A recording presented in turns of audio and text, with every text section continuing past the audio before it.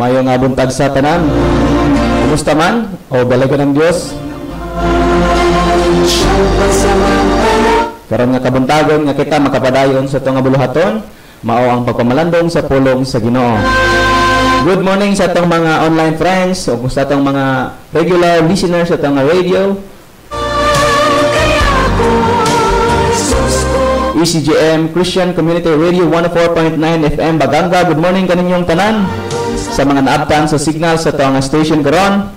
And good morning o padayon kita sa itong series o mao kani ang second to the last sa itong series Victorious Christian Life series number 5, and welcome sa itong hisgutan karon, The Choice of a Victorious Christian Life. O before kita magapadayon, mag-aampo na kita. Ginoo, nagapasalamat ako Lord sa padayon nimo pagpakamayo mahan. Salamat Ginoo karon nga kabuntagon sa diin na anapod ko makauban Lord pipilang mga online friends, onliners Ginoo sa Facebook o bisan pa man Ginoo sa mga radio listener Ginoo nga kanunay gyud naga-tune in silang radio aron sa pagpaminaw sa imong balaang pulong Lord. Amahan karon sa mong pagsugod ako lang itugyan diha kanimo kani nga buluhaton o knowing Lord that apart from you we can do nothing. Lord, i-commit na ko ni diha kanimo, ikaw unta makapasabot sa imong balaang pulong. I-bless ang matag usa, i-bless naman nagapang-share, naga-engage o nakig-uban ka nga buntag Lord God. Dalaygon ka sa walay katapusan, andong himaya ginabalik namo diha kanimo in Jesus name. Amen. Once again, good morning kaninyong tanan. The Choice of a Victorious Christian Life o kinina po daw yung igsuon pero wanito lang to dargol makauban ninyo sa pipila ka mga minuto o The Choice of a Victorious Christian Life. Victorious Christian Life series number 5. Now, as a Christian, we have our own free will. Mao na nga to makitaan no. Naatay free will.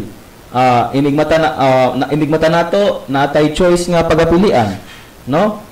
Sa to pala nga morning routine makita na nato nga naatay mga choices nga ginabuhat sa tong life. Og choices is mao ni siya sa kabutang nga something nga gina-practice nato daily, no? Sa morning pa lang naanatay choice unsa man bubangon ba ko o matulog sa ko kay lami pa matulog, no? Choice na siya. Naanatay kanang gitawag nga choice nga pagapilian. O sa tupod nga pagbangon unsa may akong unahon, mag-toothbrush ba or maghipos ako sa akong higdaan o di lang sa nanatay mga pipila nga mga choices. Kay kauban naman nato na siya sa tong pagkinabuhi. And if we choose victory, no, concerning victory and specifically victory against sin problems, if we choose victory, we certainly may have it as gift from the Lord. Mao po ni siya sa ato nga victorious Christian living, no? If we want to be a victorious Christian against a certain sin, now, we need to choose, because if we choose victory, we certainly may have it as a gift from the Lord. However, if we reject this gift of victory, we will definitely continue to live a defeated Christian life. Now, the moment nga nagsugod ang atong Christian life, the moment nga nakasabot kita gospel, na nag-share sa toa, unya nakadawat kita sa Ginoong Jesucristo, unya naluwas, nagsugod ang atong Christian life. Ang sala, mao na siyang something, no, as we discussed with last sa atong discussion, is sin is something na atuag na siyang atubangon hangtod nga mamatay kita or either ma-rapture. And however, if we reject this gift of victory, since nasabtan nato na gift ang victory, sa mga gift ang salvation na madawat nato, victory is also a gift, we will definitely continue to live a defeated Christian life kung ato ang i-reject ang regalo sa Ginoo. Kung padayon ta mapalayo sa Ginoo at ang i-reject ang regalo nga maong kadaugan, remember God promised a victorious Christian life. And remember sa 1 John na yun siya dito nga we have victory. We are victorious against the world. Now, the choice of a victorious Christian life. Atong isgotan karon unsa man ngini mga choices? Naay mga 5 ka point nga ato nga i-discussan karon. And number 1, dili kita magalangan, we have the choice to choose sin or righteousness. Timan ang gina nato igala, naatay choice, naatay choice nga pagpilian, either sala or pagkamatarong. Choice na siya sa tao igala. No, choice na. Now, ingon ang Bible sa Romans chapter 6 verse 16, know ye not that to whom ye yield yourselves servant to obey, his servants ye are to whom ye obey, whether of sin unto death, or of obedience unto righteousness. Now, napansin ni mo higala, again, sa ito nga pagtuon karon ani nga subject, which is victorious Christian life, most of the verses, no, atong na-focus karon sa tong series is Romans chapter 6. Why? Again, ako tikang i-remind, kaning Romans chapter 6, the whole chapter, it is accepted as victory chapter. Diri ni mo makitaan ang guide sa Ginoo or ang guideline sa Ginoo paano ta mahimong victorious against sin, victorious against the flesh, the world, and the devil. No, sumana siya ang Romans chapter 6. Now, ingon siya diri, kung asa na nato i-yield or itugyan ang ato nga servants sa ato nga body, or to whom ye yield yourselves servants to obey, his servants ye are to whom ye obey. Kung asa raw ta nag-obey, no? Kung mao na siya ang dipili nato na maging servant, mao na siya ang ato ang mahimong sundon. Una nga choice is whether of sin unto death, therefore we have a choice, and or of obedience unto righteousness. Therefore, the Bible clearly speaks nga naatay choice. Either, no, to sin, no, either to choose sin, which is, of course, it will lead to death, or obedience unto righteousness. Make the choice. Nga dapat naatay, kuhaan na to ang choice, maghimutag choice. Nga naman, because choice change everything and makes us bondage to it. Remember, most of the problem nga natong na-encounter sa tong life, ug tungod ka na siya sa choice. Tungod na siya sa ato nga mostly choice nato na siya. No, natay choice nga gihimo. Nganong ni come up taan nga situation. For example, no, ang sa kataon nagdaot lang yan atay. Nganong daot man because choice niya nga magubog-ubog. No, kapila na siya gibadlong wa siya naminaw. Og ingon ng Bible is sin brings death. Og ingon ng Bible, you reap what you sow. Therefore, we have to make the choice because choice change everything and makes us bondage to it. Nahimutang bondage, nahimutang ulipon. If we choose sin, mahimutang ulipon sa sin. O kung ato apon nga piliyon ang righteousness, mahimutang bondage sa righteousness. Kana bitang dili na kaganahan nga magbuhat sa mga butang nga kabalo ka nga dili malipay ang imong Dios. Mga butang nga kabalo joy ka nga dili malipay ang imong Ginoo. It has the same powerful effect with sin. Pareho po na siya sa sin, no? Diba sa, kung pilihan mo ang righteousness, ma-addict ka sa righteousness mo nang dili na ka mo compromise, dili ka mo conform. Kaya nga naman, you are standing on the truth. Nag-stand ka. And it has the same powerful effect with sin. No, nagunaan ng uban, it's just one time. Isa lang ka shot, good? No, isa lang ka shot. Nagsugod na siya sa one time. Remember, na iba, nagingon, panagsarabitaw ni, no?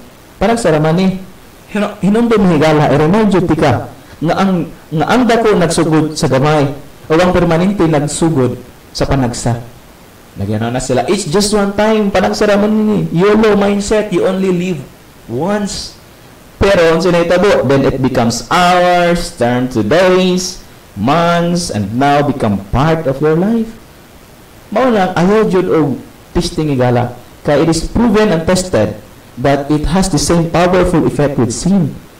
Bisan maghingon ta nga, it's just one time, no? The devil, which is our enemy, is very wise. I mean, he's very, kuang yun siya, utukan yun siya, bright yun siya. No? Patilawon ka, i-deceive ka niya, and then, wata kabantay, nahin mo na itong hours. Ang one time, nahin mo siyang hours. Unya, nahin mo siyang days, nahin mo siyang months, and now become part of your life. And what's words higala, ang words mao ni magliso na tagawas o mao na siya ang trick sa yawa. Therefore, the choice of a victorious Christian life is not a choice. Either sin or righteousness. If you choose sin, you will be addicted to sin. And only Jesus can makagawas sa imuha. And if you choose righteousness, you will be addicted to righteousness. And that's why dili na ka mag-compromise, dili na ka mag-conform. Now, the choice of a victorious Christian life. Number 2, we have the choice. So, we can't blame God. Mo niya sa kabutang akong gusto sa imo ipaabot karon ni gala. Natay choice. Natay free choice. No, wala tay gimong robot sa Ginoo. Natay choice sa mga daily decisions. Gi-grant sa Ginoo, gi-allow sa Ginoo nga magkaroon tag choice. And so that we can't blame God. Sometimes dili man tanan, pero most of the times mag-experience tag sufferings ug tungod pud na sa atong mga choice nga ginabuhat. No? Like for example, nag-ingon imong mama na ayaw lang sa na. No? We have the choice. And sometimes we can blame our mother kung madisgrasya ta. Ingon ng mama na ayaw laag og gabi. Kay mao ni ang mahitabo basin sa unahan ma-rape ka, makulatahan ka. Una, ang mas gipili sa anak, just for example, for the sake of illustration, gipili sa anak nga mag-disobey. No? And then, gibadlong siya sa iyang mama, giwarningan siya sa iyang mama, unya, wa mabuhat ang iyang mama kay gitakasan. Unya, na disgrasya o naunsa, na aksidente. Dili makablame ang anak sa iyang parent. Kaya nga naman, naman siya choice to obey or not. And likewise also, for me, we have the choice, so we can't blame God. Now, in James chapter 1, verse 13 and 14, ingon siya diri, let no man say when he is tempted, I am tempted of God, for God cannot be tempted with evil, neither tempteth he any man. Let no man, ingon siya diri, let no man say when he is tempted, I am tempted of God. Why? In verse 14, but every man is tempted. When? When he is drawn away of his own lust and in taste. Mao diyan siya. Pag drawn away ka sa kaimong kaibog, o nya na-tempt ka, tungod na siya sa ato nga fleshly nature. Nga gi-obey nato ang atong lust instead of obeying the small voice. No? Small voice nga every now and then ginakuan sa Ginoo sa ato. Now, it is us, not God, who can make the choice to say yes or no to sin. Remember, higala, wala gyud nagpugos ang Ginoo sa toa nga magbuhat og sa kabutang gusto niya. O wala pa nagpugos ang Ginoo nga magpakasala ta. It is us, not God, who can make the choice to say yes or no to sin. Natay choice. Muo ba ka o dili? Pagtagaan ka ng gamay lang nga baso nga mapula-pula, nga something yun, kabalo ka nga ang Ginoo dili malipay. Natay choice to say yes or no. Natay choice sigala. Wala ta girobotay sa Ginoo. Maunang dili ta maka-blame sa Ginoo. Dili nato ma-blame ang Ginoo kung mo share ka sa gospel, dili na tatuuhan, no? Kaya naaman ay consequence. Kaya again, what you sow, you reap. And it is us, not God, who can make the choice to say yes or no to sin. Kung di-offeran ka ng something, nga kabalo jud ka nga dautan, you have the choice to say yes or no to sin. I have the choice. More than we cannot blame God. When we make the choice to give on the lust, that's the time we will fall into sin. And it is us who make the choice, not God.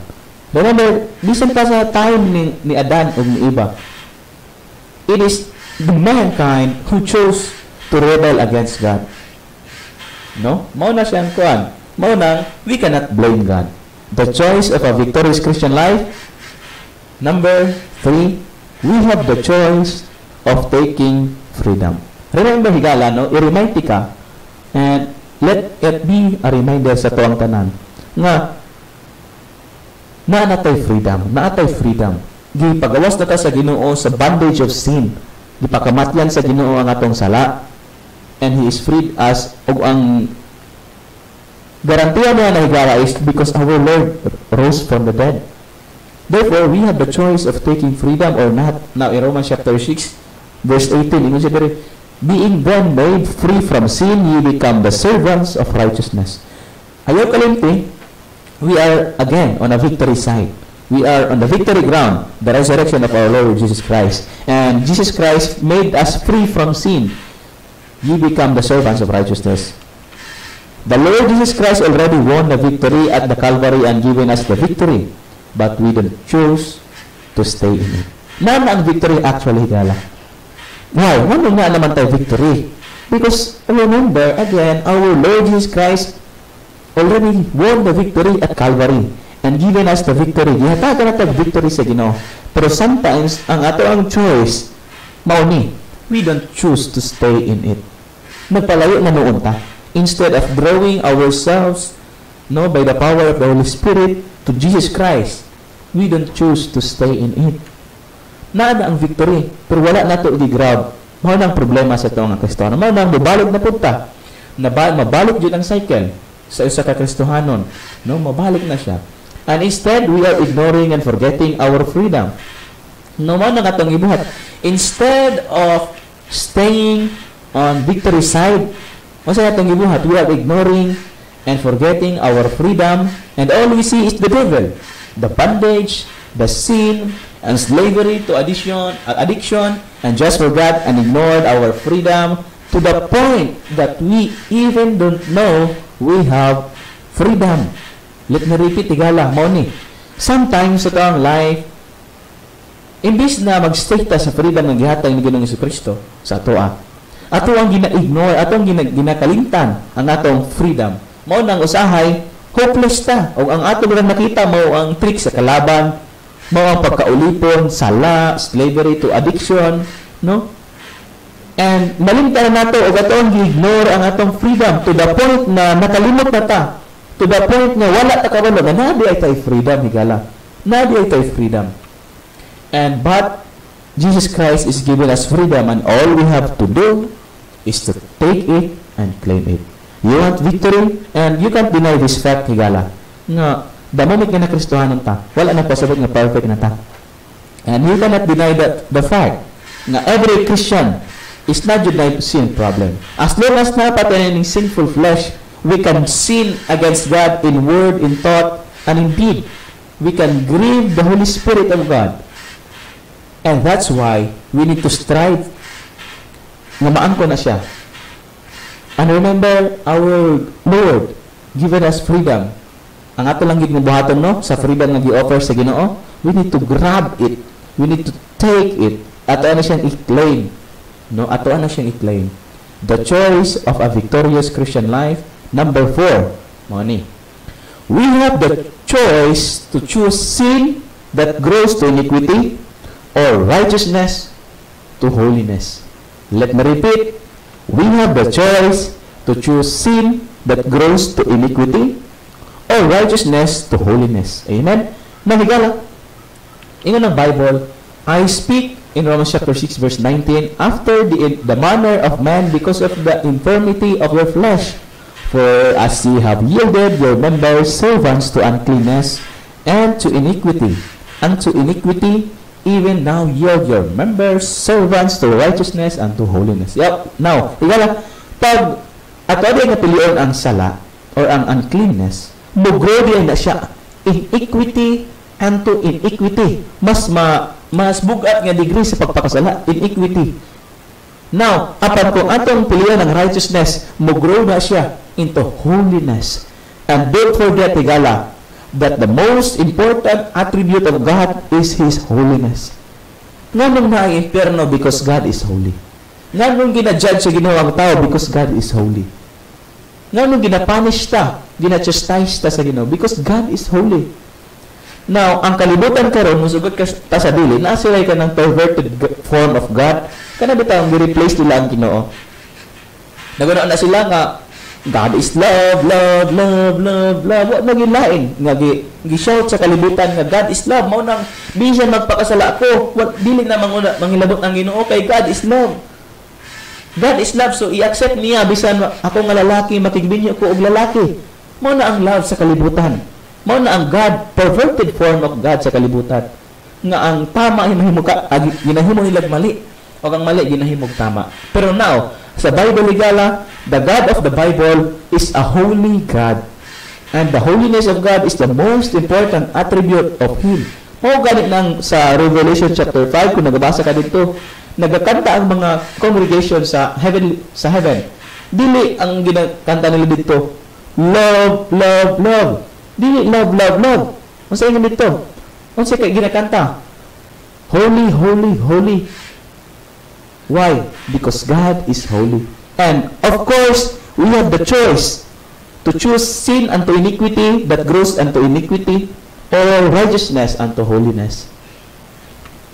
Freedom is ours from the taking. Nasa to ang freedom kung asa nga tong pilion. In the verse 19 warns us that if we choose uncleanness, kung atong pilion ang pagkadili limpyo or pagiging hugaw, it will lead from iniquity to iniquity, from hours to days to months to years, until nahimo na siyang part of your life.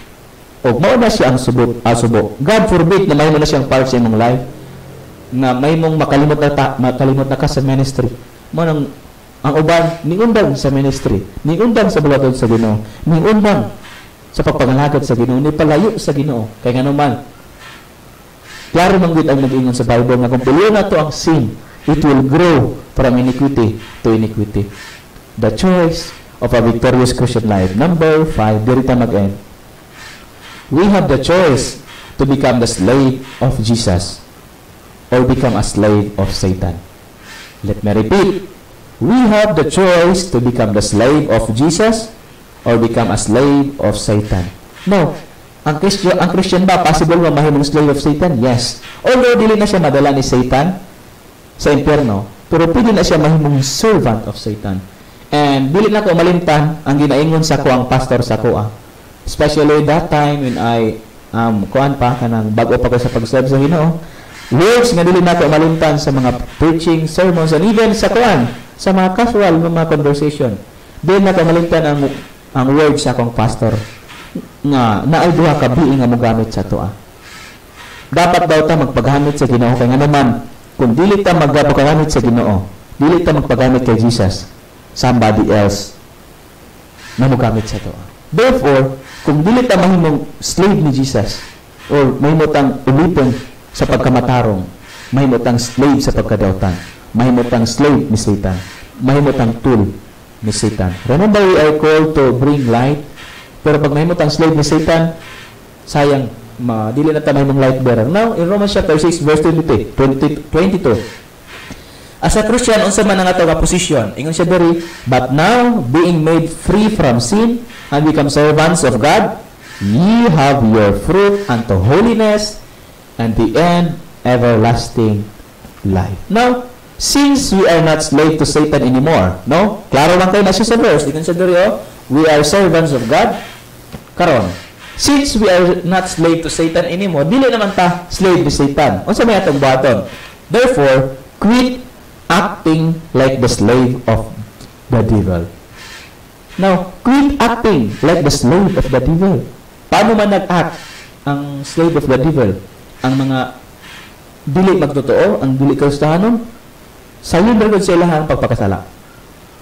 Ang mga Kristohano, ang mga dili Kristohanon, sayon ra sa ilaha ang magbisyo. Sayon ra sa ilaha ang magkumit sa mga manglilad. Kaya naman, they are slave of the devil. Then, since we are not slave to Satan anymore, as a Christian, let us quit acting like the slave of the devil. Quit dressing like the slave of the devil. Let me repeat, quit dressing like the slave of the devil. No? Karon no, nindot man po siya, naanatay law karon sa Philippines, Philippine Constitution na bawal na ang catcalling kana bitaw mga babayo niya, sisitan nimo, makasuhan na taana, makasuhan ang tao, ang sa ka person basta-basta man si stranger o labi na mag-whistle, karon na siya. Sala na siya karon sa balaod, mapriso na siya. O how I wish no, how I hope nga naapod na law nga bawalan pud no mag pakigol-tigol ang mga babae nga mao nang hinungdan nga mag-catcalling ang ubang laki. And now, as a Christian, since we are not slave to Satan anymore, quit dressing like the slave of the devil. Higala, umangkid ni siya. Maguna na siguro ta, Brad Juan, no need naman ang mag-modest ka. Modest ang babae, kaming mga babae. Ano ba? Kay, palaragod na siya kuan good. Kunang, dili kayo nagatanaw ang Ginoo sa outward appearance good. Pero ang heart man ang ginatanaw sa Ginoo. So, bisan pa magpasiksiko, sige lang, basta okay ang akong heart. O napay uban nagkuan po kanang mo ribat po muna sila. No need na brother Juan nga mag-modest ko. Kay ang kawatan, bisan pag manirado kag balay, kumukawat gid na siya, magmulat gid na. Ang akong ikatubag ng mo friend, ingnan jud ka. Dili ko mo ang kawatan mangawat gid sa balay, dili na lang pud ka manlak. No, panira pud. Wala nagpasabot nga ang kawatan mangawat, dili na lang ka manira. Panirado po. Kay hindi ang mga precious nga mga butang. No, allow me to say this, no? Heart to heart.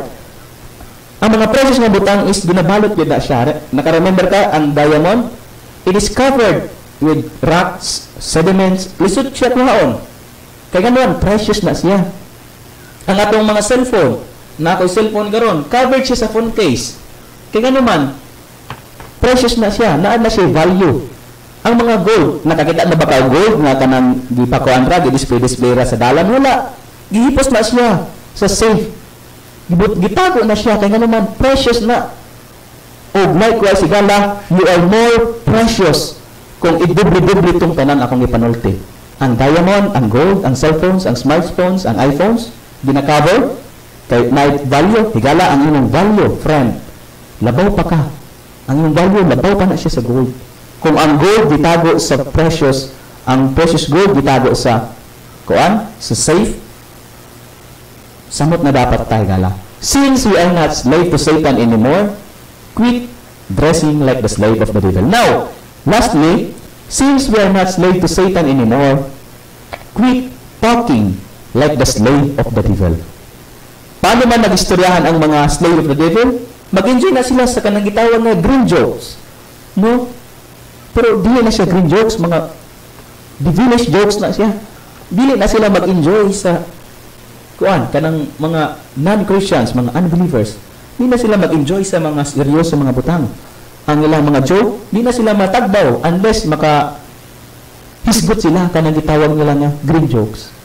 Pero as a Christian, ang kalipay sa Kristohanon dili green jokes. Ang kalipay sa Kristohanon ang paghisgot sa pulong sa Ginoo, paano ta mag-improve, paano ta mo grow, paano ta mapahimuot ang atong Dios, unsa akong buhaton, makalipay sa Ginoo, and Christians are speaking, no, sa mga pulong sa Dios.